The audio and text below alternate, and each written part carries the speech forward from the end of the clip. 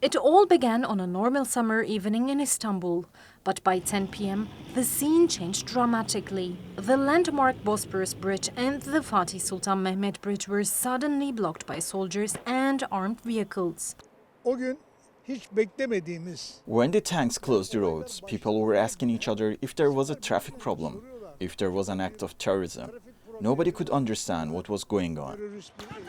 Soon after, military helicopters began firing on civilians.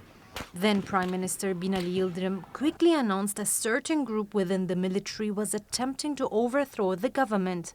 Several buildings, including the presidential complex and the Turkish parliament in Ankara, were bombed by the government's own F-16 fighter jets.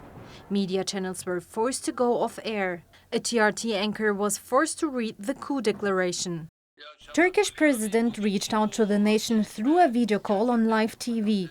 He urged people to protect Turkey's democracy.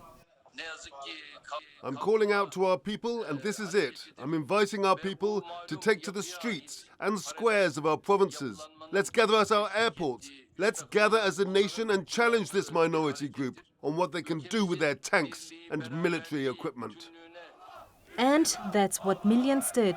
On Istanbul's Bosporus Bridge, civilians stood their ground, many facing live fire. Thanks to the people, the coup failed. Most of the soldiers were arrested and others soon surrendered. When the sun began to rise the next morning, peace had been restored, thanks to the determination and the patriotism of the Turkish people. The July 15 Martyrs Bridge is one of the most recognizable landmarks of the failed coup attempt in 2016. More than 250 people lost their lives.